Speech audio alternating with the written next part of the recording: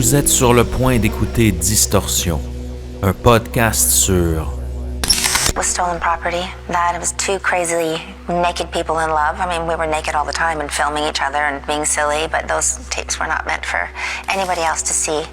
And I've not seen it to this day. des histoires étranges de l'ère numérique.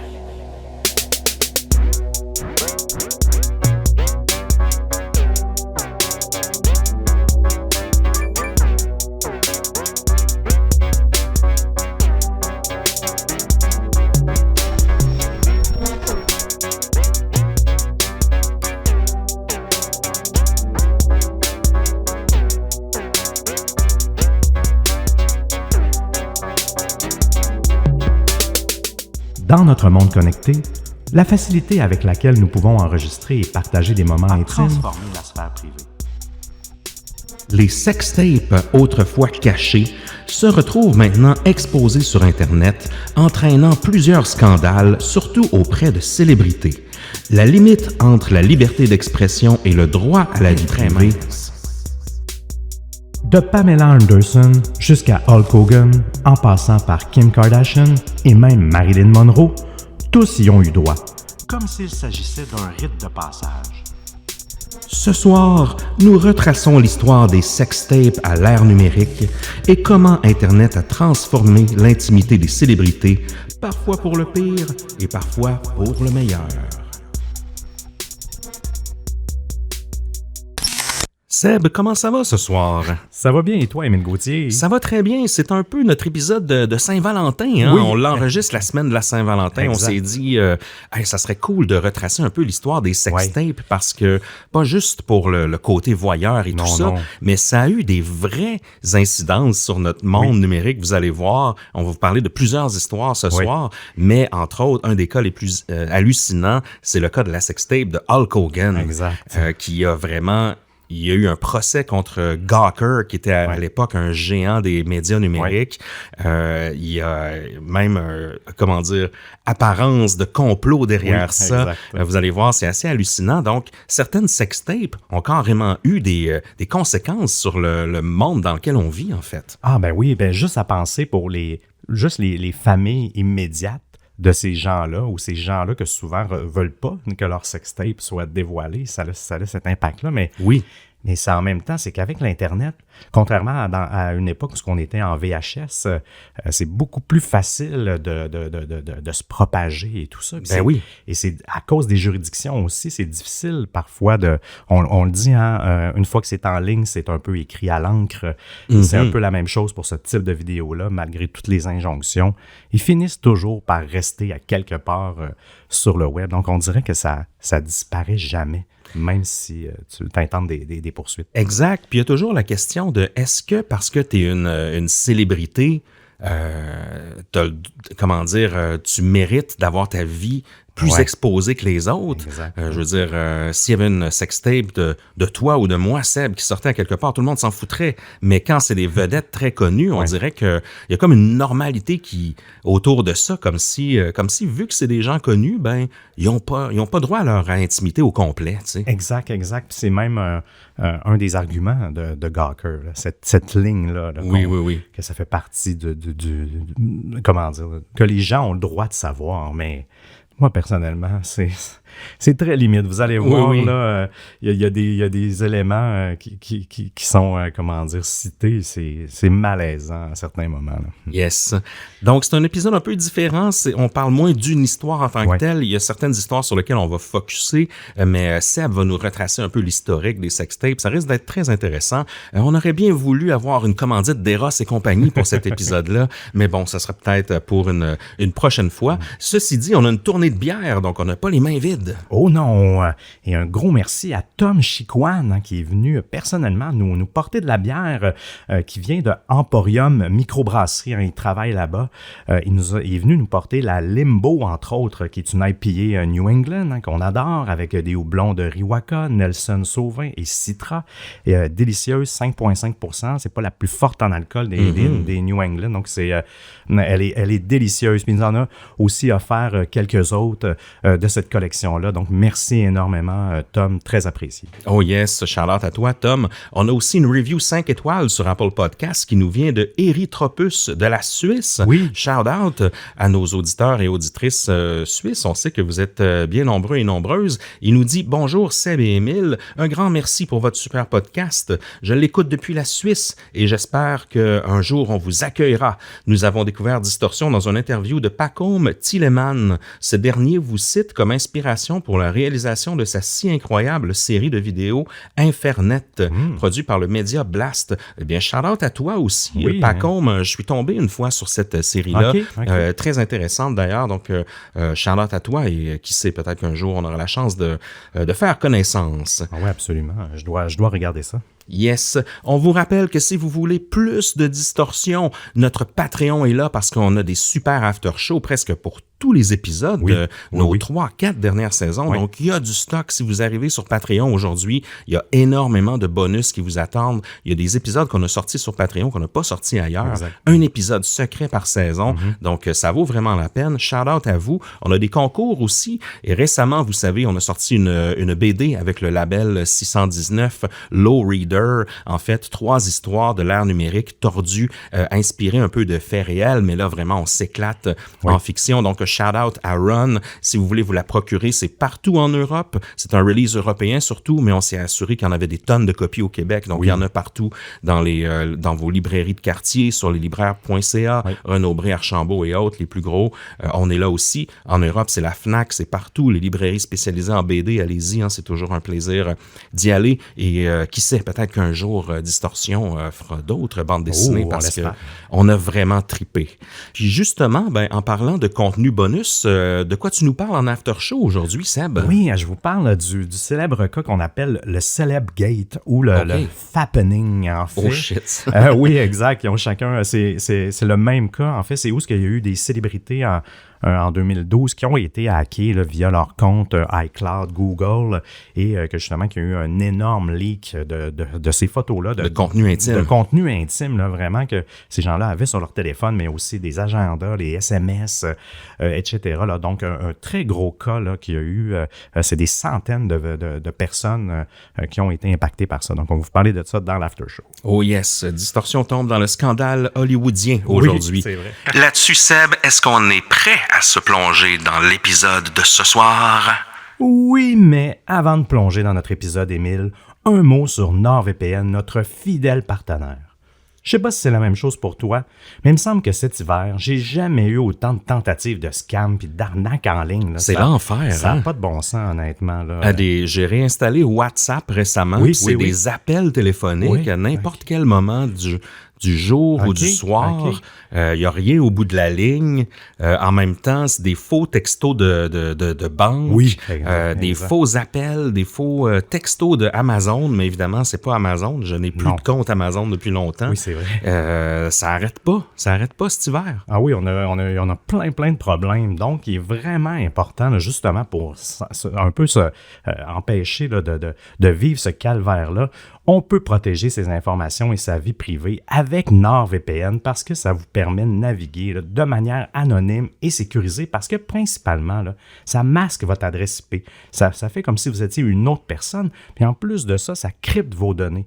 Donc, que vous soyez sur un ordi ou un cellulaire, peu importe ce que vous êtes, vous pouvez l'utiliser NordVPN. Exact. Puis nous, Distorsion, on l'utilise pour faire des recherches. Des fois, on doit avoir accès à un documentaire qui est diffusé sur la BBC, sur France TV. Donc, ça nous aide à avoir accès à ces plateformes-là. Mais en plus, moi, je conseillerais, là, de nos jours, on dirait que j'ai entendu tellement d'histoires à propos de gens sur Twitch qui streament ou encore d'influenceurs en ligne qui se font harceler ou même si vous êtes camgirl ou camboy ou vous faites du OnlyFans ou tout ça, dans les mondes où on est toujours en ligne, où il y a des orbiters, où il y a des gens qui peuvent être appelés à nous stalker un peu, on dirait que j'aurais toujours tendance à recommander un un VPN. C'est important si vous voulez pas justement vous faire harceler en ligne, que des gens débarquent chez vous ou autres ou réussissent à trouver une faille dans votre système.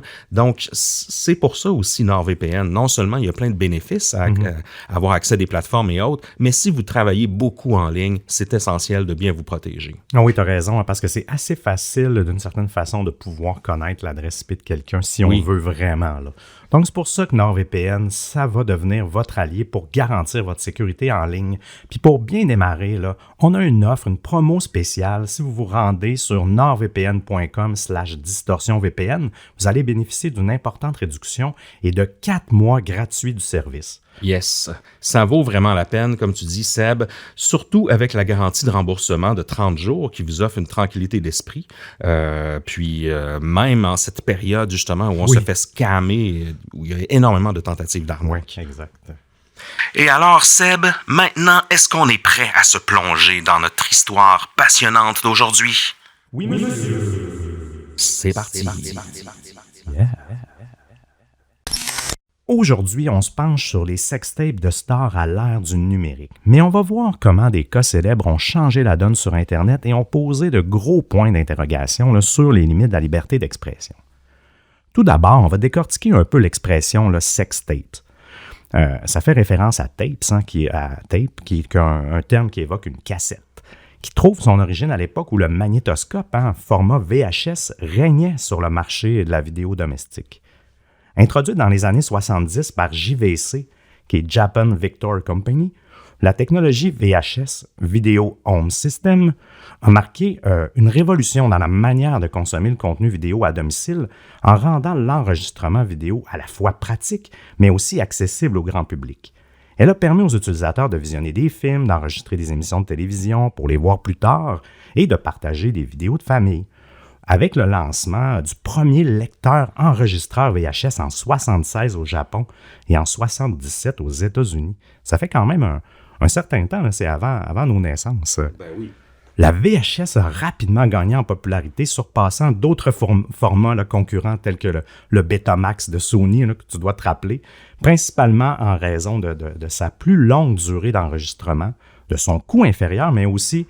C'est ce qui a gagné. Il y avait une meilleure stratégie de commercialisation à l'époque. Là. Oui, même si le bêta était de meilleure qualité. Oui, dans les studios de télé, je pense qu'on a dû utiliser des grosses cassettes Betamax jusqu'à tout récemment, j'ai l'impression. Parce que la qualité était là. Puis, il y avait tellement investi dans les grosses caméras à l'époque qu'ils les ont gardées longtemps. Là. Ah ben oui, je peux comprendre. Là. Le succès du VHS a été alimenté par la croissance des clubs vidéo qui ont rendu les films accessibles à un public plus large. Les gens pouvaient louer des films pour les regarder chez eux, ce qui était une révolution culturelle à l'époque. Tout au long de son apogée, le VHS a vu plusieurs améliorations techniques, notamment en termes de qualité et d'image et de son. Le déclin de la technologie VHS a commencé à la fin des années 90, au début des années 2000, lorsque le DVD est arrivé. Là, il offrait une meilleure qualité d'image, de son, un accès plus facile aux différentes parties du film là, grâce au menu des DVD. Là, c'était quand même une révolution. Ensuite, il y a eu les enregistreurs de DVD. Moi, j'avais ça aussi, là, avec un disque dur plus pouvoir enregistrer sur les DVD. Là, c'était magique. Et les systèmes de vidéo numériques là, comme TiVo, qu'on a peut-être moins connus au Québec, mais quand même, ont également contribué à rendre le VHS obsolète. La commodité des formats numériques combinée à l'essor de l'Internet haut débit et le streaming vidéo a finalement éclipsé le VHS. La production de lecteurs enregistreurs neufs a cessé au milieu des années 2000, marquant officiellement la fin de l'ère VHS. Puis il y a un retour quand même qui se fait auprès de justement des jeunes de notre époque, la nouvelle génération, le même, je sais pas c'est laquelle après la génération Z, là, après les Gen Z, mais il y a un retour qui se fait vers cette esthétique-là là, des années 80-90, un retour des caméscopes avec des cassettes, même mini-DV à l'intérieur, comme des mini-cassettes VHS justement, mais des petites. Les caméras qui étaient utilisées dans les vidéos de skate, d'ailleurs, des années 90-2000 reviennent. sont rendus aussi chers que dans le temps, presque à acheter. Ah, oui, Donc, il y a vraiment un retour, un peu comme le flip phone qui revient beaucoup aussi. Exact. Les caméras point and shoot, les caméras film, un petit peu cheap, des années 90-2000 font un gros retour. Donc, il y a un léger retour du VHS. Ah, c'est drôle parce que j'en ai eu, à un moment donné, un caméscope justement avec les petites cassettes. Puis, mon Dieu, que tu viens à tout documenter. Comme les Walkman reviennent, hein? Les Walkman CD, Walkman cassette reviennent aussi. Donc, il y a un retour vers cette technologie-là. Oui, c'est drôle quand même. Même hier, tard, j'écoutais Retour vers le futur. D'une fois, j'aime ça le regarder tard le soir. Puis, je voyais qu'il y avait un JVC avec un magnétoscope qui enregistrait dedans. Tu sais, donc, il y avait même un placement de produit à cette époque-là, dans les années 85. Donc, je trouvais ça drôle.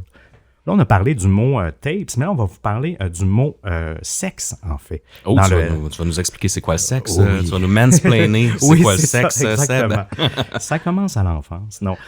Plus sérieusement, l'introduction du VHS, comme je vous disais, a transformé la vidéo pour la rendre accessible au grand public, mais pour aussi capturer des moments intimes, dont des activités sexuelles. Donc, c'était pas juste des activités familiales que les gens se mettaient à filmer.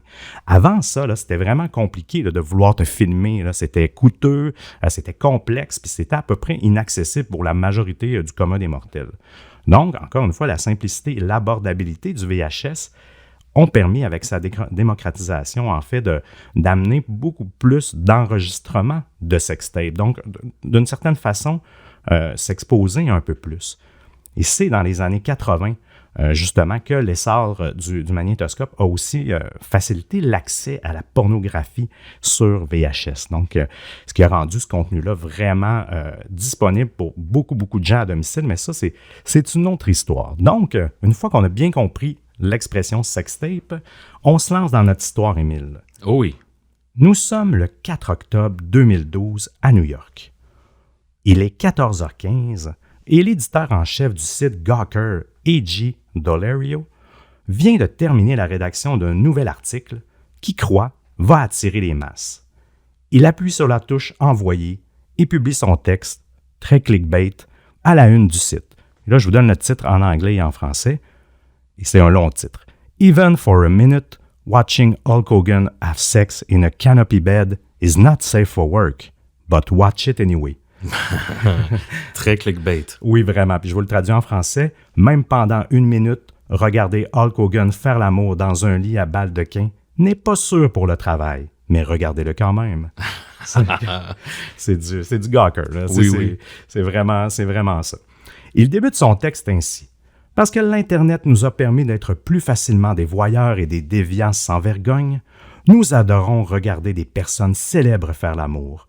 Nous regardons ces images parce que c'est quelque chose que nous ne sommes pas censés voir. Exactement. Mais il a raison. C'est vrai que l'humain, cette curiosité-là, c'est ça aussi.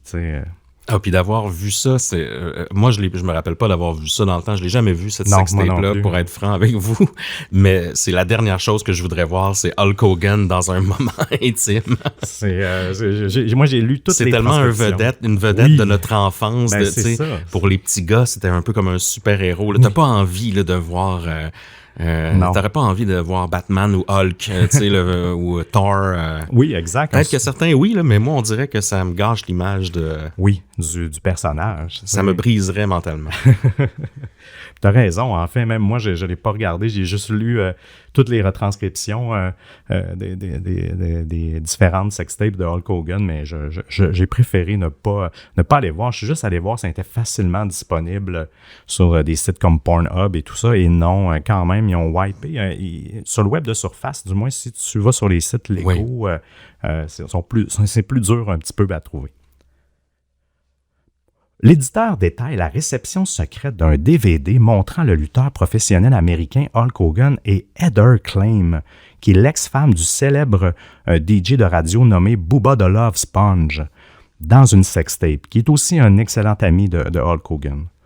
Livré anonymement, sans exiger d'argent ni de crédit ou quoi que ce soit, la demande unique de la personne anonyme qui a envoyé le DVD à Gawker était seulement qu'il visionne la vidéo, en fait. Il n'y avait pas plus de demandes, quoi que ce soit par rapport à ça. Dans le but de faire du bruit avec ça. Oui, quasiment. exact. Le blog Gawker, réputé pour son contenu souvent controversé, a minutieusement examiné et partagé une portion de la sextape, nous décrit dans le moindre détail le contenu du DVD et décide d'en publier une séquence vidéo d'environ 90 secondes, dont 10 secondes d'activité sexuelle explicite. Pour atténuer l'impact de la divulgation de la vidéo, AJ, l'éditeur en chef, souligne qu'elle avait déjà été partiellement révélée par TMZ et le site de Dirty au printemps 2012, qui avait non seulement rapporté son existence, mais aussi publié des captures d'écran. Face à cette pré-exposition, il argue d'une moindre violation en fait de la vie privée, notant que Hulk Hogan avait lui-même initié des actions légales arguant d'un enregistrement sans son consentement. Immédiatement après la publication de la vidéo par Gawker, Hulk Hogan, de son vrai nom, parce que c'est pas ça son vrai nom, c'est Terry Bollea. Vous allez voir, on va sûrement se promener entre Terry et Hulk Hogan là, au travers. Ça va devenir flou, là, vous allez voir. Là. Reçoit un appel d'un proche lui mentionnant que la vidéo a fait surface sur le web. Conscient de l'existence de rumeurs depuis mars propagées par TMZ et d'autres médias, il est tout de même surpris et dévasté par l'audace de Gawker de diffuser un long extrait explicite de la sextape. Il contacte alors immédiatement son avocat. Et vous n'avez pas idée jusqu'où ça va aller, cette histoire-là. Nous sommes maintenant le lendemain, Seb, le 5 octobre 2012. L'avocat personnel de Hulk Hogan, David Houston, demande à Gawker de retirer les clips de la sextape qui, selon lui, ont été filmés à l'insu de Hogan. Gawker refuse dans un premier temps. Houston envoie donc 2 lettres à Gawker dans les jours qui suivent la publication des clips. Cependant, le site refuse toujours de retirer les extraits vidéo de son site. Gawker affirme qu'il exerce son droit au titre du premier amendement, affirmant que, parce que Hogan est une personnalité publique, sa vie sexuelle est une question d'intérêt public. Ouais. Donc là, c'est place à débat. Oui. Entre-temps, Terry, alias Hulk Hogan, donne une interview avec Howard Stern, l'animateur de radio très controversé, à propos de la vidéo.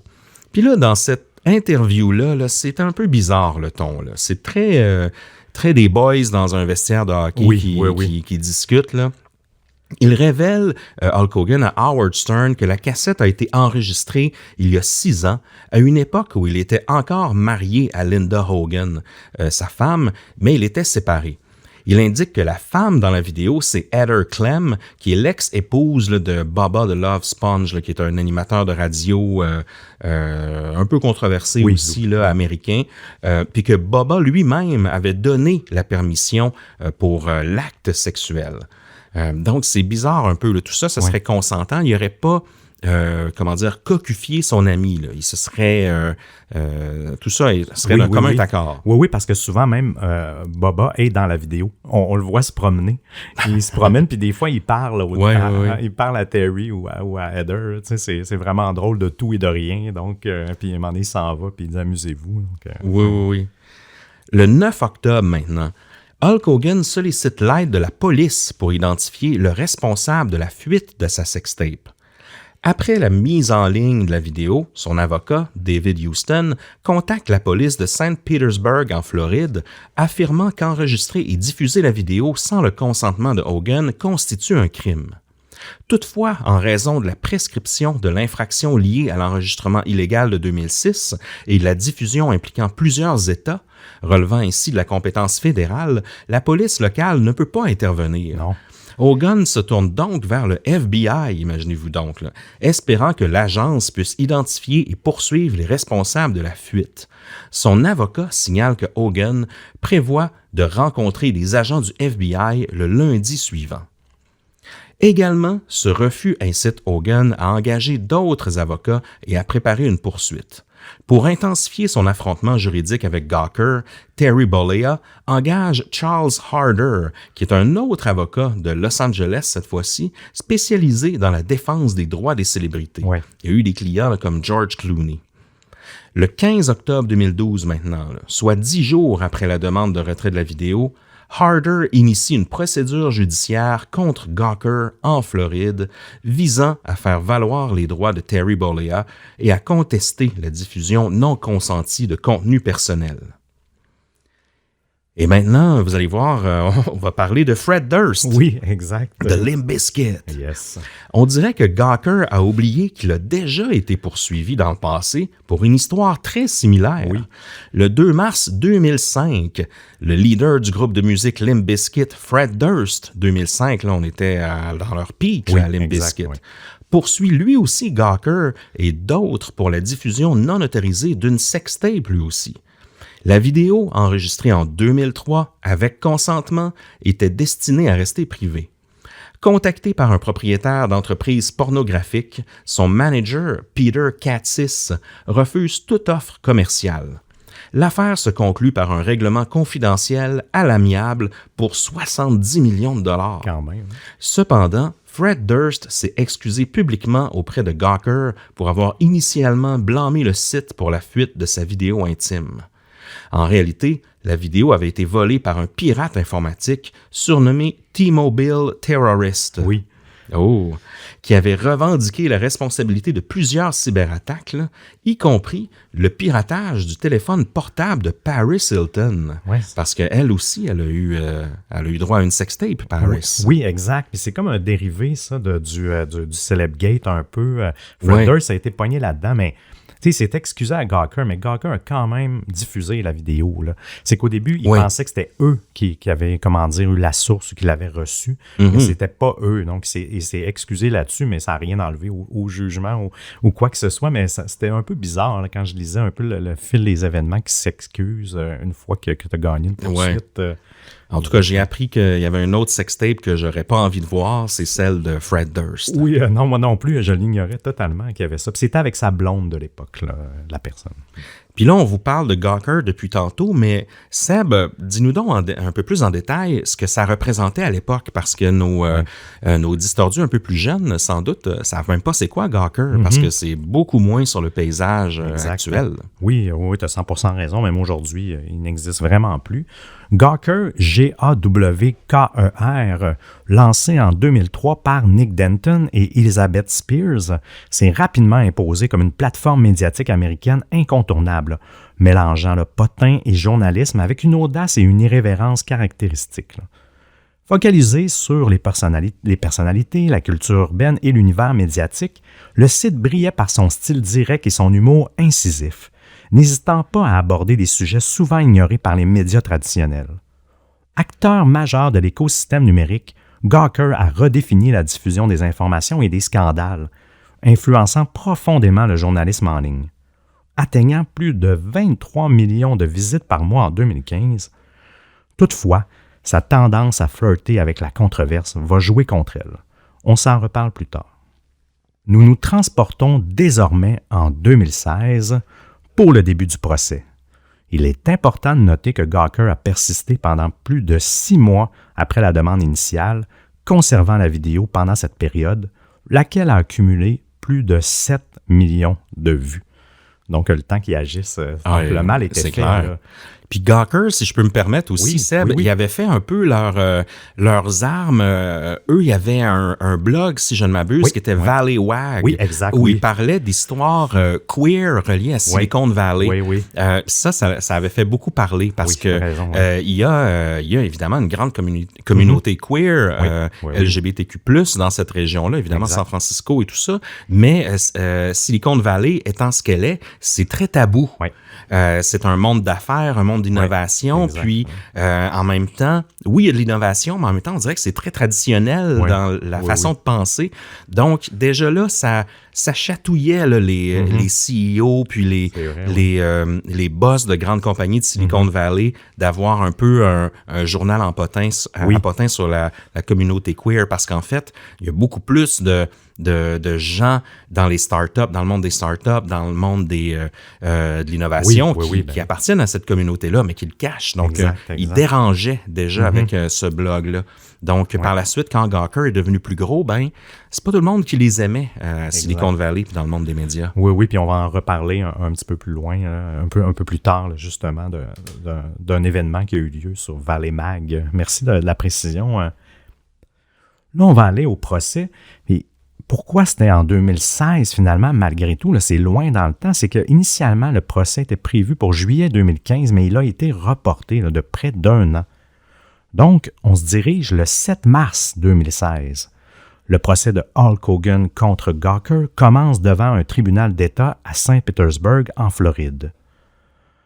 Hogan, qui allègue que Gawker, qui est basé à New York, a porté atteinte à sa vie privée en publiant un clip vidéo de lui ayant des relations sexuelles avec la femme de son ami, témoigne que la diffusion de la vidéo par Gawker a bouleversé son monde.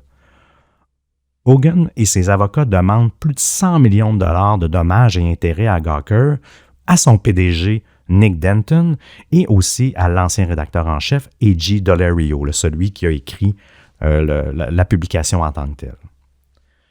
Mais là, on parle, Émile, de Hulk Hogan, mais j'aimerais ça que tu nous parles un petit peu de sa carrière de lutteur, là, question de nous faire revivre un peu notre enfance. Avec grand plaisir.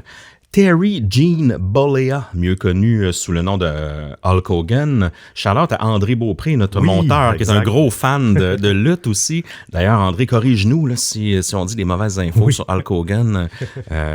Gêne-toi pas.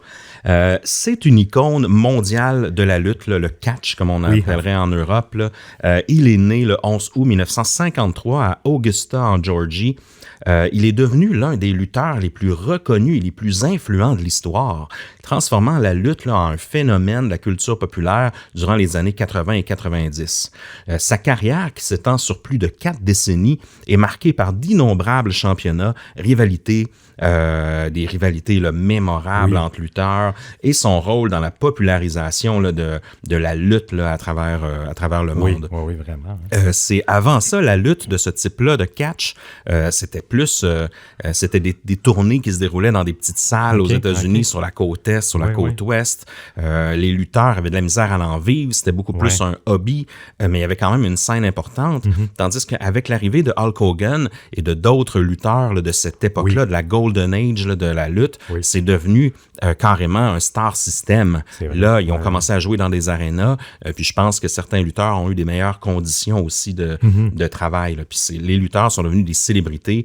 Puis Hulk Hogan, écoute, c'est devenu des figurines pour enfants. C'est devenu une marque incroyable. Les vitamines, ça a été le meilleur vendeur de vitamines, de multivitamines pour enfants pendant des années. Je disais ça, j'étais mon Dieu. Ah non, exact. Tandis qu'avant, la lutte était beaucoup plus underground, si on veut. Là. Lui a commencé sa carrière de lutteur à la fin des années 70, après avoir été formé par Hiro Matsuda. Il a fait ses débuts dans la Florida Championship Wrestling avant de rejoindre la WWF, qui maintenant c'est la WWE, pour la première fois en 79. Cependant, c'est au début des années 80 que Hogan est devenu une superstar nationale.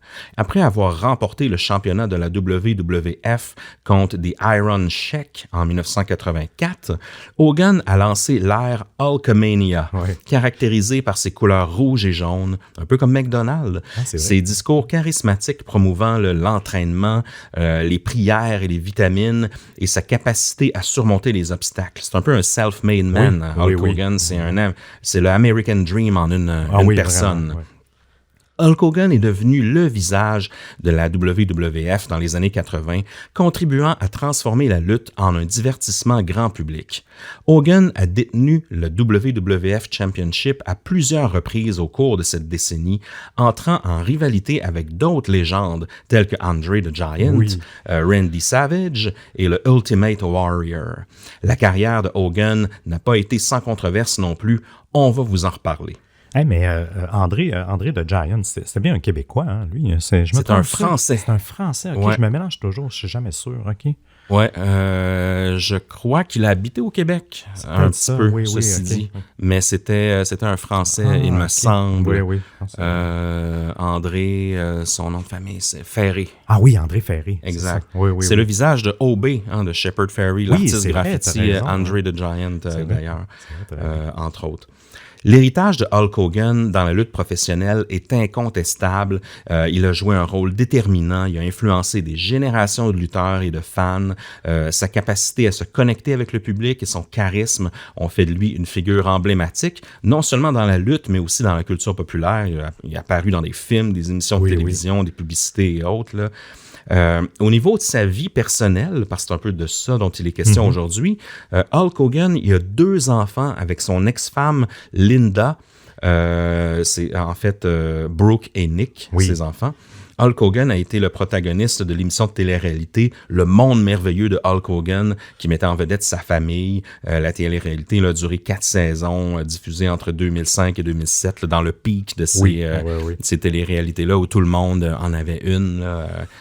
Travis Barker, les Kardashians, Bam Margera en avait une, Steve-O en avait une. C'est vrai. Donc, c'était un peu la Golden Age. Ozzy Osbourne en avait une oui, aussi. oui, ça, je me rappelle. J'avais écouté un peu, ça. Ben oui, c'est clair. Mais Brooke Hogan avait fait un peu de musique, elle avait tenté des trucs, il avait financé son album et tout ça. Je sais qu'il, justement, dans les sextapes, il en parle, parce qu'on couvrira pas beaucoup ça, mais justement, il parle de ses enfants et tout ça, puis comment il trouve que Brooke prend des mauvaises décisions puis qu'il regrettait d'avoir financé son album. J'ai même su que son fils Nick a eu un gros accident de voiture, puis souvent il a alterné entre la prison et la liberté. Donc il y avait des enjeux quand même familiaux avec ses enfants. On va retourner maintenant au procès et vous allez voir, nous assistons à une succession de révélations et de témoignages étonnants qui bien souvent n'ont pas joué en faveur de Hulk Hogan.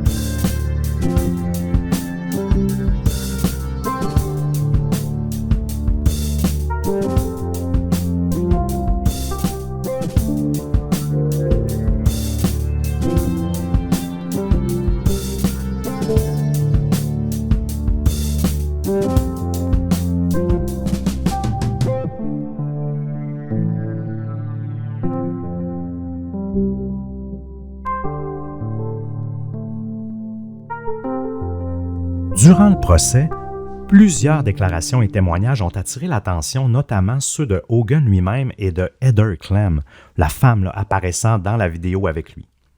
Parmi les moments marquants, il y a eu des discussions sur la distinction entre le personnage public Hulk Hogan et l'individu privé Terry Bollea, notamment en ce qui concerne la taille de leur pénis, un sujet abordé par Hogan lors d'un entretien avec Howard Stern. Hogan a fait valoir que lorsqu'il parlait de la taille de son pénis dans l'émission de Stern, et ça, il a dit ça en cours, il se référait au personnage de Hulk Hogan, mais pas à Terry Bollea, soulignant la différence entre sa personnalité publique et sa vie privée. Puis ça, c'était un moment, je trouvais, quand même assez malaisant en cours. Là, vraiment?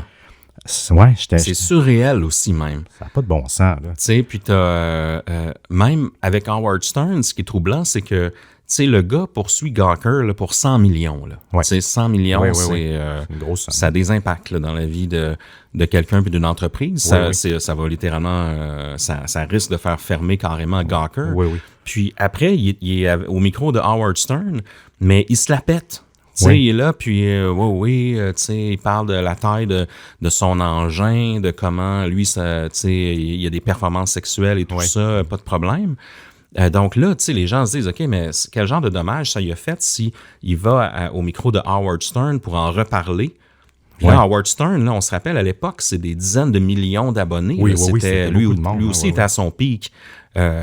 Son contrat à l'époque, c'était comme Joe Rogan maintenant. Oui, c'est vrai, c'est la radio satellite. Là, t'es là, OK, mais là, il vient de se faire dommage à lui-même, là, Hulk Hogan, en reparlant, puis Oui. en reparlant, Oui. puis il y a encore plus de monde qui le savent. Là, donc Oui, c'est t'as raison. ça qui est weird.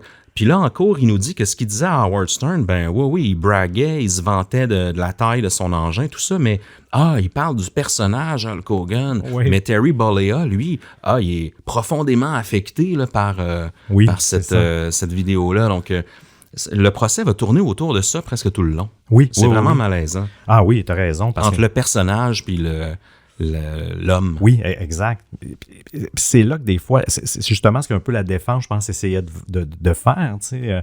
Il en parle déjà dans la vie publique, tu sais, donc pourquoi on pourrait pas le montrer? Donc c'est un peu là-dessus qui était toujours questionné, mais je te dis, si vous pouvez voir des extraits sur YouTube ou le documentaire No Speak, je crois. Nobody Speaks. Nobody Speaks, oui, exact, sur Netflix, entre autres, où on voit des extraits du procès, où on le voit parler de ça, c'est tout de même assez malaisant. Sinon, il y a Heather Clem, elle, de son côté, dans le cadre du procès, heureusement, mais j'étais aussi mal à l'aise pour elle, quand les gens sont obligés de venir témoigner pour une performance sexuelle qu'ils ont fait dans... Tu sais, elle est un peu, je trouve, le bouc émissaire là-dedans, là. Tu sais, c'était la blonde de Booba. Elle consentait pas à ce que la vidéo soit diffusée ou quoi que ce soit. Puis elle est obligée de venir témoigner en cours, là. Donc ça aussi, il y a une forme de malaise là-dedans, là, questionné sur ça. On en parle trop peu de elle, en fait. Oui, puis t'as raison. C'est peut-être elle la vraie victime dans cette histoire-là. Tu sais. Oui, c'est vrai. Mais le pire, là, c'est que quand tu essaies de gratter, elle a dit que justement, elle veut pas en parler au procès. Elle se limitait aux commentaires très, très stricts de la vidéo. Je pense qu'elle a vraiment voulu mettre ça de côté. Là, ils se sont séparés et tout ça. Donc, mais tu as raison. Je trouve que c'est une des plus grandes victimes collatérales de cette histoire-là. Elle a pas touché d'argent, ou du moins, je pense pas, ou quoi que ce soit, là.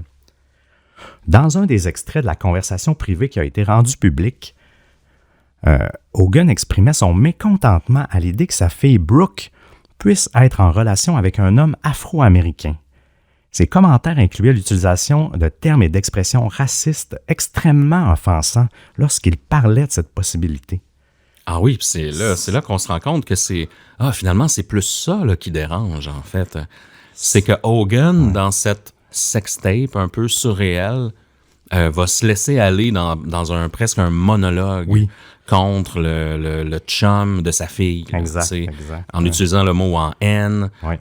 Vraiment, puis là, t'es là, boy, t'es là, ok, ouais, c'est là que la vraie nature ressort, tu sais. Puis là, le Hulk Hogan victorieux du stage, tu te rends compte que c'est un espèce de redneck, tu sais, blanc, raciste, tu sais. Puis, OK, là, tu dis, OK, ben, c'est là le problème dans la vidéo, c'est ça qui te dérange, tu sais. Oui, tu as raison, hein, c'est vrai. Oui, puis c'est quasiment ça qui a eu le plus d'impact d'une certaine façon sur lui. Là, vous allez voir, il y a eu d'autres impacts. Là. La révélation de ses commentaires a déclenché une vague là, de réactions négatives là, par rapport à ces propos-là qu'on vous répétera pas. En réponse à la divulgation de ces propos, la World Wrestling Entertainment, la WWE, a décidé de rompre tout lien professionnel avec lui. Imaginez l'impact. Cela incluait la suppression de sa présence sur leur site web, le retrait de ses produits dérivés de leur boutique en ligne, son exclusion de la du Hall of Fame, en fait, de la WWE, pardon. Elle a publié une déclaration affirmant qu'elle s'engageait à embrasser et à célébrer la diversité sous toutes ses formes. Hogan a par la suite présenté des excuses publiques pour ses commentaires, déclarant qu'il ne reflétait pas qui il est réellement et exprimant son regret pour les propos qu'il a tenus. Il a souligné que ses commentaires avaient été faits à un moment de grande détresse personnelle et qu'il ne les pensait pas véritablement. Ouais, mais là, ça dépend qui est-ce qui a dit ces commentaires-là. Est-ce que c'est Hulk Hogan ou c'est Terry Bollea? Tu sais, lui, il peut facilement se promener entre une personne ou l'autre. Exact. Il n'a pas trop joué là-dessus, mais on va y revenir un petit peu plus tard sur ça. Hulk Hogan a découvert aussi puis a été choqué d'apprendre là, que son meilleur ami, là, Booba de Love Sponge, était au courant de l'enregistrement de sa rencontre sexuelle et qu'il ne lui en avait jamais parlé non plus. Là. Donc cette révélation est apparue comme une trahison là, pour lui parce que Booba, lui, avait juré de ne pas avoir connaissance de cet enregistrement-là. Là. Le DJ, je vais vous parler un petit peu rapidement, là, c'est qui Booba de Love Sponge. Son vrai nom, c'est Todd Allen Clem, en fait. qui est un animateur de radio américain, connu pour son émission de talk show controversée et provocatrice. Sa carrière a commencé à la radio dans les années 80, puis il s'est fait connaître pour son style de radio shock-jock un peu, là, des discussions franches, souvent provocatives, offensantes, un peu à la Howard Stern, un peu, ils sont dans les mêmes styles. Oui. Il variait entre la politique, la sexualité et la société, par exemple. Donc, comment dire, ce procès-là a vraiment mis sur la table vraiment un autre temps de Hulk Hogan qu'on voyait pas. Exactement. Je me demande si des fois il regrette pas, parce que tout ça aurait peut-être été resté peut-être plus anonyme sans la poursuite. Là. Exact. Je vais vous parler un peu du côté de Gawker Media, en fait. Oui. Nick Denton et AJ Daulerio, qui sont le fondateur de Gawker Media et le rédacteur en chef au moment de la publication de la sextape, ont joué des rôles clés aussi là, dans le procès. Nick, lui, en tant que fondateur de Gawker, a défendu la décision de publier des extraits de la sextape de Hulk Hogan sur le site de son côté, arguant que cela relevait de l'intérêt public et de la liberté de presse de diffuser ça. Oui. Donc, encore une fois, c'est une position un peu débattable. Denton a souvent souligné l'importance de la transparence du journalisme sans concession, principe sur lesquels il a bâti l'empire médiatique de Gawker. Toutefois, lors du procès, cette défense s'est heurtée à la question de savoir où tracer la ligne entre le droit à l'information et le droit à la vie privée des individus. Denton a témoigné sur la philosophie éditoriale de Gawker, insistant sur le fait que la mission de l'entreprise était de publier des histoires que d'autres médias, par prudence ou par convention, choisiraient de ne pas publier. Oui. C'est un peu ça leur ligne éditoriale, dans le fond, c'est que si eux sont pas game de le faire, nous, on est game. C'est exactement ça. AJ, qui est le rédacteur en chef, c'est lui qui a pris la décision de publier la sextape. Il y a eu un témoignage particulièrement controversé durant le procès. Dans un moment largement médiatisé, Daulerio a fait une remarque en réponse à une question sur l'âge au-dessus duquel il considérait qu'une sextape ne devrait pas être publiée. Et ça, c'est une question tricky qu'il aurait peut-être pas dû répondre, ou je sais pas trop là, comment, mais il s'est mis un peu le pied dans l'engrenage. Exact, dans la bouche. Là. Il a suggéré là, de manière provocatrice qu'il ne publierait pas de sextape impliquant un enfant de moins de 4 ans. Oui. Donc, tu sais, cette remarque, bien que plus tard expliquée comme étant sarcastique et destinée à souligner l'absurdité de la question, a été fortement critiquée et a contribué à peindre une image négative de Gawker aux yeux du jury et du public. Donc, je comprends un peu sa remarque. Tu sais, le gars, il est épuisé de se faire cuisiner de questions, tout ça. On lui pose une question comme ça qui est un peu... tu sais, il aurait pu avoir une objection, si ça se trouve, à cette question-là, parce que c'est presque pas en lien avec le cas principal. Non, c'est des adultes. Il a répondu un peu sarcastiquement, mais là, mauvaise réponse, bodé, là... Oui, ça a joué vraiment contre lui, là. Ça s'est promené pendant un bout, quasiment accusé de pédophilie. C'est ça, là, tu sais. Non, ça l'a pas aidé à leur réputation. Nous sommes maintenant 11 jours après le début du procès, le 18 mars 2016. Un jury de Floride attribue à Hulk Hogan un total de 140 millions de dollars en dommages, dont 115 millions à titre compensatoire et 25 millions pour dommages-intérêts punitifs, reconnaissant que Gawker avait violé la vie privée du lutteur en publiant sa sextape. Nick Denton, qui est le fondateur, exprime son optimisme pour l'appel en préparation, malgré un verdict défavorable. Mais là, il y a une question qui a été soulevée par Gawker, puis même par l'opinion publique. Qui est-ce qui paye pour cette défense-là de Terry Bollea? Parce que c'est des gros chiffres. Il y a des avocats vraiment, des avocats très, très agressifs dans ce domaine-là. Donc, on se demande, y a-t-il quelque chose en dessous de ça, tu sais? Donc, ce type de cause-là, qui dure plusieurs années, qui coûte très cher, on doute qu'il soit capable de se payer à lui seul, en fait, l'ensemble des frais juridiques. Donc, le 25 mai 2016, on apprend que Peter Thiel, qui est le cofondateur de PayPal, puis qui est un investisseur en capital risque, un multimilliardaire, là, et derrière, en fait, le financement de la défense, du procès de Hogan. ainsi que d'autres procès intentés contre Gawker.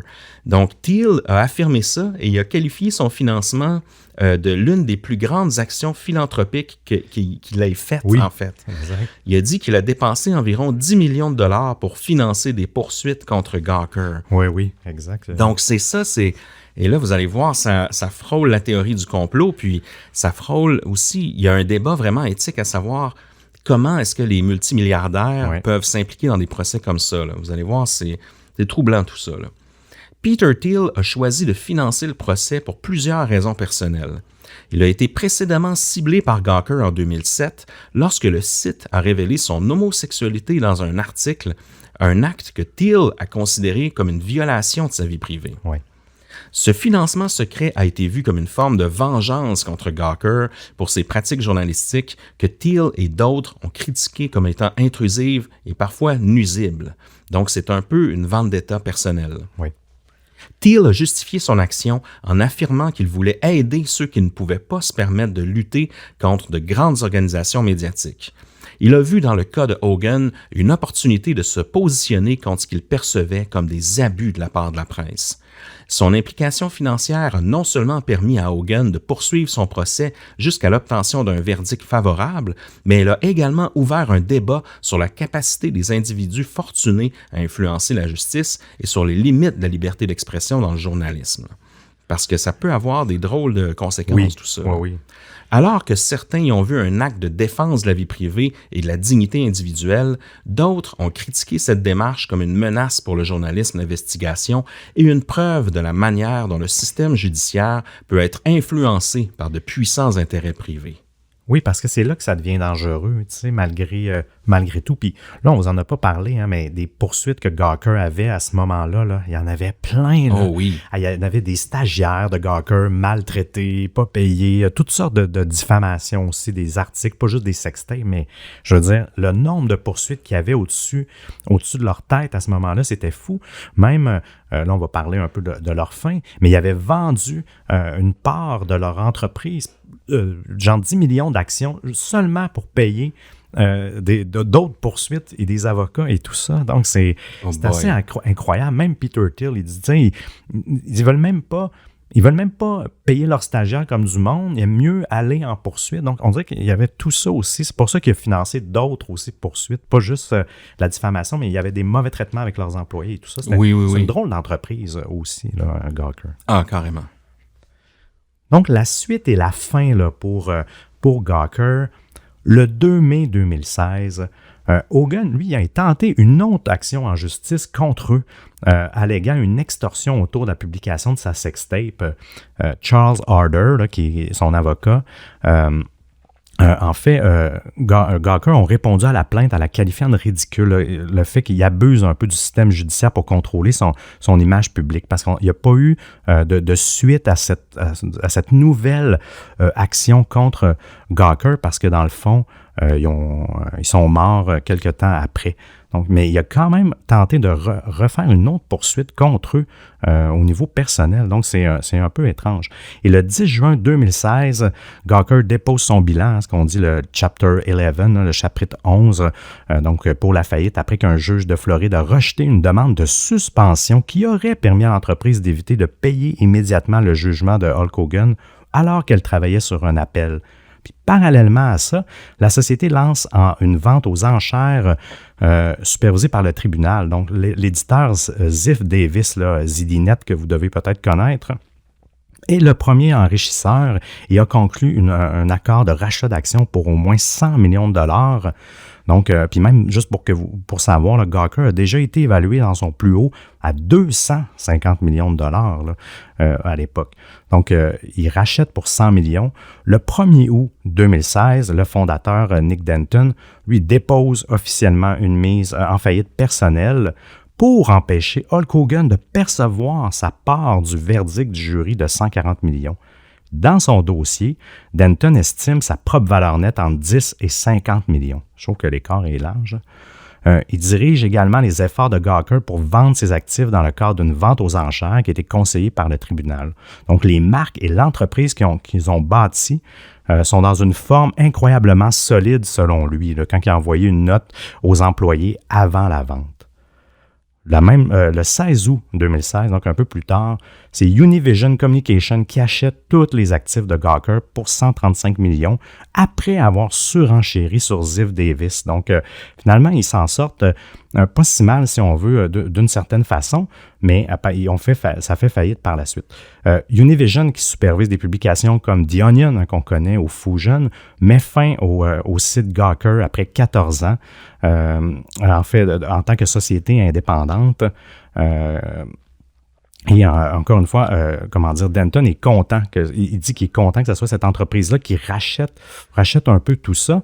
Mais finalement, ils ont fermé après 13 ans, quelques semaines plus tard, le site. Là. Il n'y a plus de Gawker.com. Je pense qu'ils voulaient vraiment se débarrasser un peu de cette épine-là. Mais pour que vous sachiez, Gawker possédait Gizmodo, hein, qui existe encore, et Deadspin. Donc, ça l'a tué, Gawker, là, tout simplement.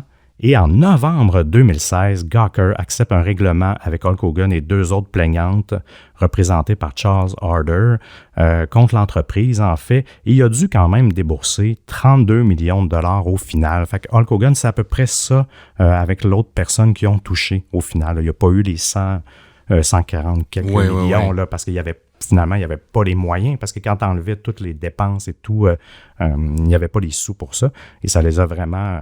Ça l'a vraiment tué l'entreprise complètement là, de Gawker. Puis Hogan, lui, en fait, il a été réadmis dans la WWE par la suite. Oui, exact. Parce qu'à cause de l'histoire du racisme, là, comme on vous disait, en 2018, après plusieurs années d'efforts pour faire amende honorable, il a fait des travaux communautaires, il y a eu des séances de sensibilisation sur les questions de diversité, là, donc il a dû faire de la formation. La WWE a réintroduit Hulk Hogan dans le temple de la renommée, a commencé à rétablir sa relation avec lui. Cette décision a été accueillie avec un sentiment quand même assez mitigé des gens là, dans l'industrie. On dirait que les gens ne veulent pas lui pardonner. Là. Malgré tout ce qu'il faisait, ils trouvent que ça ne peut pas effacer complètement ses paroles. Écoute, je suis toujours un peu... tout le monde a le droit à une deuxième chance, mais je peux comprendre un peu, peut-être une certaine amertume de personnes envers lui. Oui, ben ça nous a exposé un peu l'envers du personnage, tu sais, puis il y en a pour qui ils vont être moins intéressés à le suivre là, suite à ça, tu sais, même si tu t'excuses puis que tu dis ben j'étais dans une passe difficile dans ma vie et tout ça, ben tu sais, tu viens quand même de faire un 5 minutes de blabla de racisme, tu sais, sans trop de subtilité. Là. Fait que est-ce que vraiment, si tu étais dans une meilleure période de ta vie, t'aimerais plus les Noirs? Je sais pas. Ça fonctionne pas. Donc, c'est un drôle d'argument, des drôles d'excuses. Puis, tu sais, en tout cas, ça a révélé une partie ça a brisé un peu le rêve du personnage, à quelque part. Puis, mais ce qui est intéressant de voir, Seb, c'est de remonter un peu dans le temps parce que l'histoire de sextape avec Hulk Hogan est assez hallucinante parce que ça a eu des vraies conséquences. Il y a des gens qui ont perdu leur job, il y a eu une compagnie en faillite, il y a eu des poursuites et autres.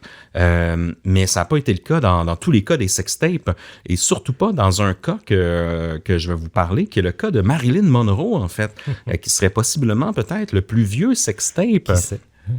Et moi, je ne savais même pas, en fait, avant de faire de la recherche pour cet épisode-là, qu'elle avait apparu dans une sextape, mais moi non plus. Mais vous allez voir, c'est assez intéressant aussi.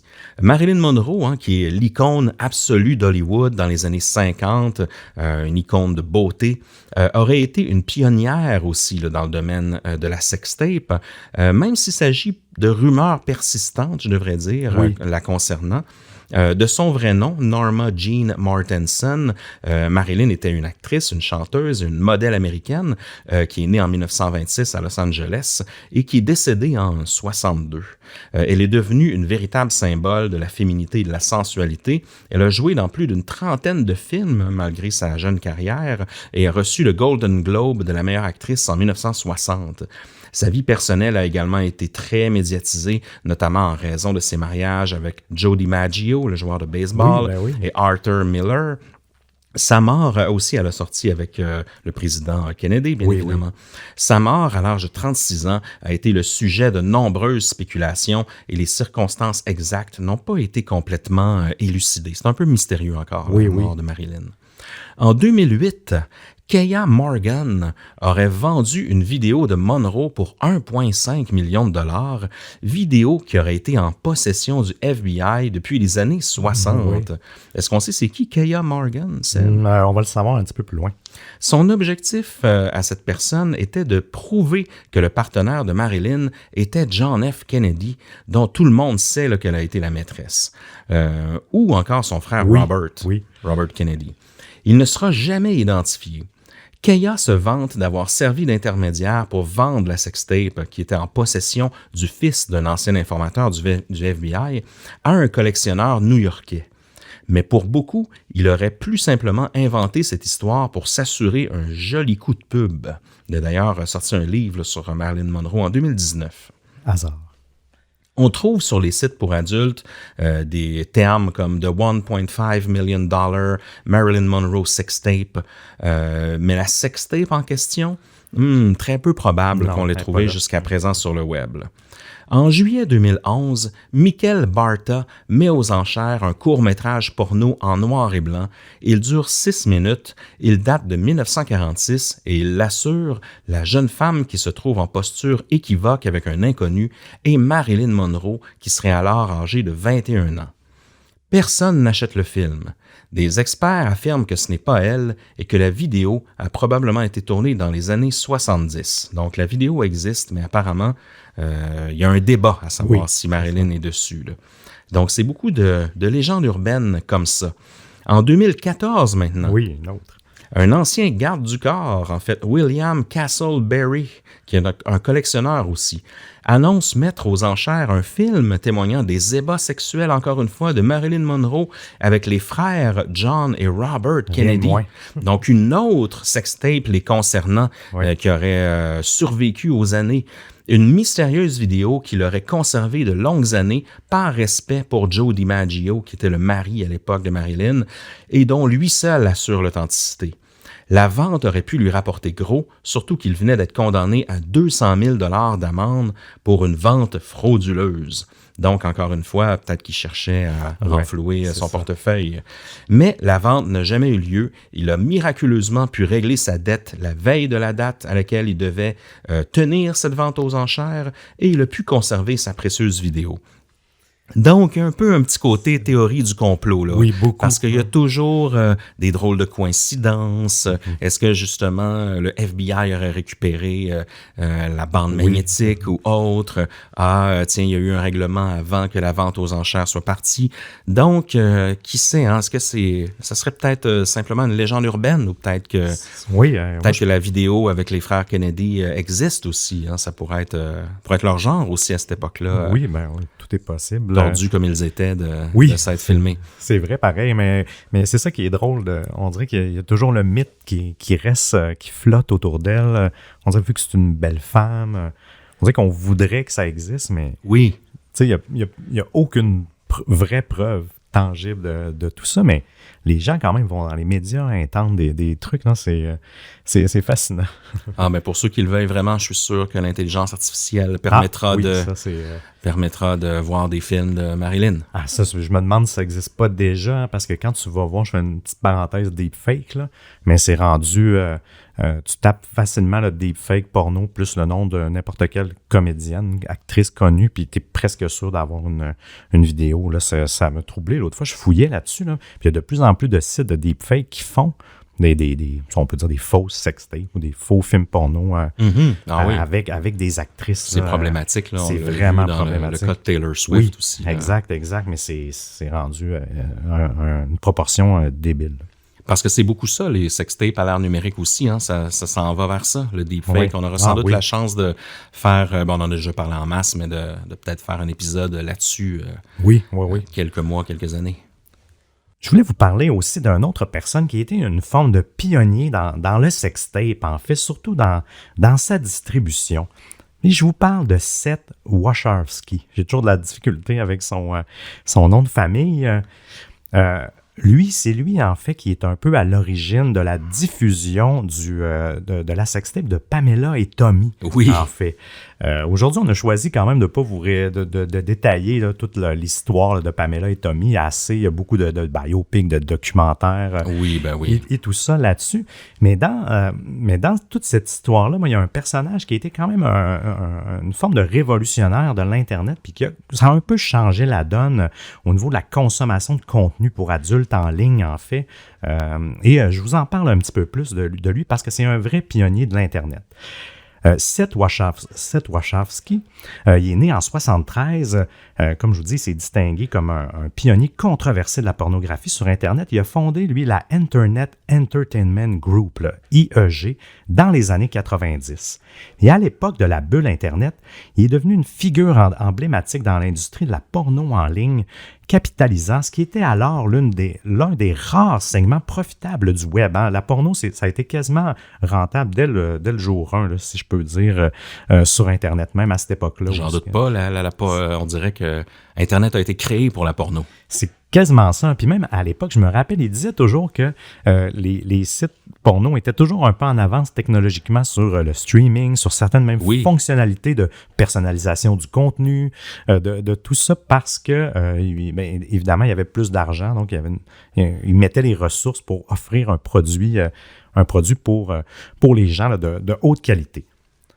Le 10 février 1998, il a même témoigné devant la commission du Sénat américain sur le commerce, sur les sciences et le transport concernant l'indécence sur Internet. Parce qu'en 1998, c'est sûr qu'au Sénat américain, il devait un petit peu, être dépassé par toute la porno qui pouvait être disponible, même à cette époque-là. Puis ça n'a rien à voir avec aujourd'hui. L'ascension d'IEG et de Wachowski a été fulgurante grâce aux bénéfices générés par une opération de téléphone rose, là, des téléphones érotiques, qui a lancé depuis un immeuble à Seattle, à Washington, dans l'État de Washington. Avec l'aide d'amis qui travaillaient chez AT&T, la compagnie de télécommunications, lui fournissaient des numéros à caractère sexuel, donc des numéros avec des combinaisons qu'on pouvait... interpréter le chiffre. Donc, lui, il a innové en transformant un entrepôt en studio qu'il appelait le clublove.com. Là, c'était quand même un des premiers sites forts qui proposait. Puis ça, moyennant des frais, il y avait des spectacles érotiques en direct de faible résolution. Là, on peut imaginer les connexions de l'époque, préfigurant les services de camgirl modernes, en fait. Il a non seulement attiré l'attention des médias, il a figuré dans le Wall Street Journal en 1997, mais il a été également reconnu par le Times Magazine en 1999 comme l'une des 50 figures les plus importantes de la technologie. Cependant, sa carrière a été émaillée de scandales et de procès liés à la pornographie sur Internet. Justement, on peut trouver le procès autour du nom de domaine Candyland. Ça, je l'ignorais contre Hasbro, la compagnie de jouets. La distribution d'une sextape aussi artisanale de Pamela Anderson et Tommy Lee, c'est lui qui avait distribué ça au départ avant de prendre une entente avec eux, ainsi que divers autres litiges concernant des vidéos à caractère sexuel impliquant des célébrités, sans oublier le célèbre canular Our First Time, où il y a eu des photos de Lara Schlesinger. Elle, c'est une docteure puis une autrice américaine connue. Sa chute a été aussi spectaculaire que son ascension parce que malgré qu'il il disait atteindre un chiffre d'affaires annuel de 100 millions de dollars avec plus de 100 000 abonnés sur ses services, il y a plusieurs personnes qui remettaient ça en doute, surtout lors du procès par Pamela et Tommy, qui ont vu leurs vidéos diffusées sans leur consentement. Ils ont gagné un jugement de 1,5 million de dollars contre lui en décembre 2002. Le procès a non seulement marqué un tournant pour Pamela, mais ça a aussi changé un peu le monde de la jurisprudence, en fait, sur la distribution de contenu, la responsabilité de la distribution de contenu sur Internet, parce qu'à l'époque, il n'y avait aucune loi là-dessus. Hein, ça n'existait pas. C'était tout nouveau. Et ça a été fait un peu de manière coquille, tout ça. Mais bref, malgré tout, son audace a fait en sorte d'améliorer, d'amener l'Internet à ce qu'il est aujourd'hui. Je voulais vous parler d'une autre personne aussi dans l'univers des sextapes.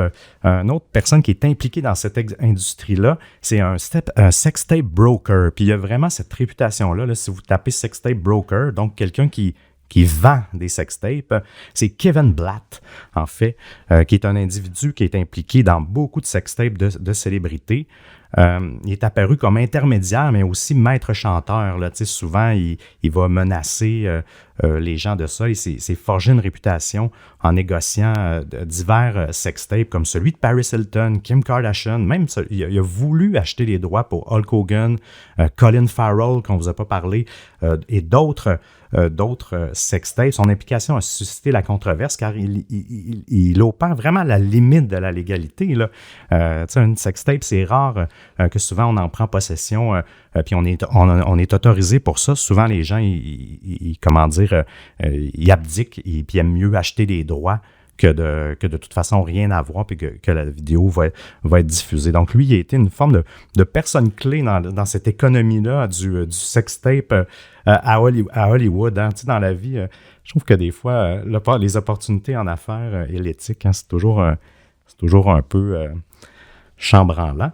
Donc, ça fait un peu le tour de ce qu'on voulait vous parler par rapport au sextape, mais j'en ai ressorti quelques-uns que je voulais quand même vous parler, mais honnêtement, si vous voulez voir la liste, là, il y en a tellement, là, il y a une couple de sites qui ont fait la liste par ordre alphabétique, puis c'est à se demander s'il n'y a pas une vedette qui en a pas eu. Là, exact. Il y en a tellement, là, puis j'en ai extrait quelques-unes.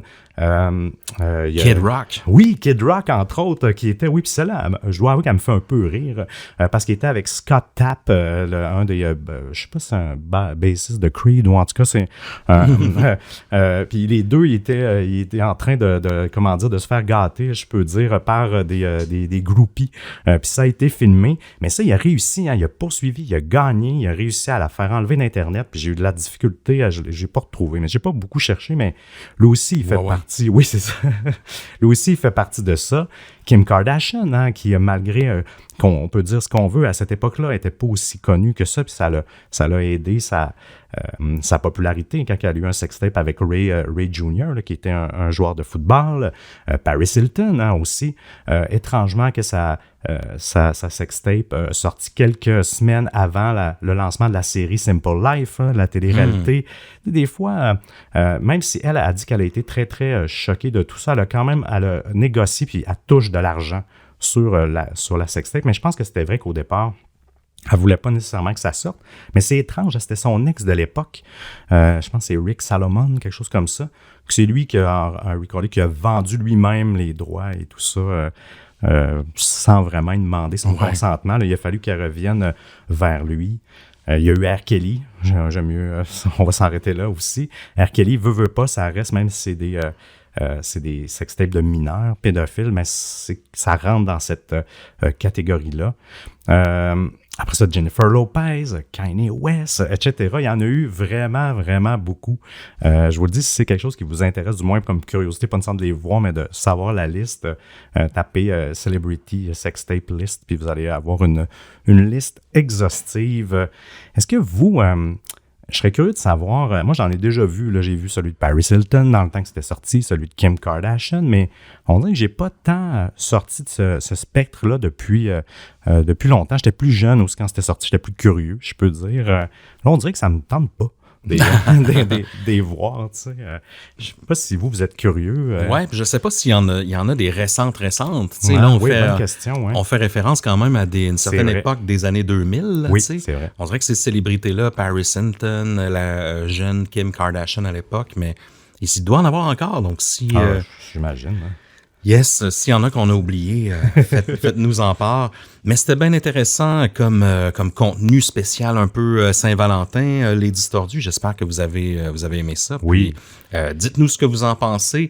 Dites-nous s'il y en a qu'on a oublié ou en espérant que vous n'ayez pas été victime de ça, parce que on en parle un peu en riant, on dirait, parce que c'est des célébrités. Oui, mais quelque part, il y a des vraies victimes derrière tout ça. Donc, vous savez où nous trouver, guys. On est un petit peu partout sur les réseaux sociaux, Twitter, TikTok. On est sur Facebook, sur YouTube, sur Instagram aussi.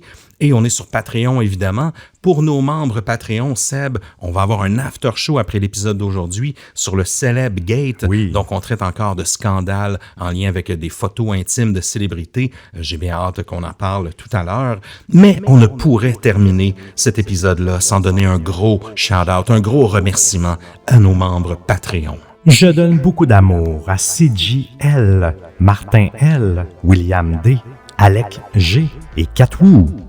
Aussi une bonne tape dans la main à Jade, à Josie M, à Alex B, à Maxime et à William G.D. Un gros remerciement à Jean-Simon R, à Phil F, à François, à Sébastien L et à Charlotte N. Beaucoup d'amour en cette Saint-Valentin pour Océane, pour Émilie B, pour Sophie H.C., pour Patrick D et pour Caro B. Un gros bisou à Adeline H, à Wick the Great, à Olivier G, Alissa B et Dan G. On continue avec Maxime A, à Virginie C, à Chloé M, à Coralie S et à Mel S. Beaucoup d'amour à Mélinette, à Crapulosaurus Muminus, Hugo V, Gamin et Patricia L.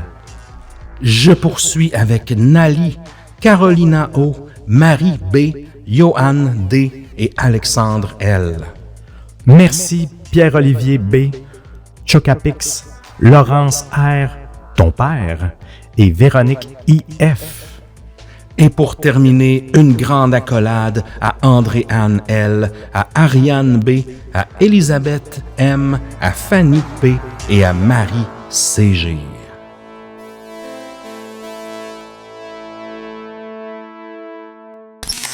Est-ce que tu as un mot de la fin pour nous, Émile? Bien sûr, si vous désirez vous filmer, tentez de l'encrypter dans une voûte et d'activer le double facteur d'authentification pour la visionner. On n'est jamais trop prudent. Jamais.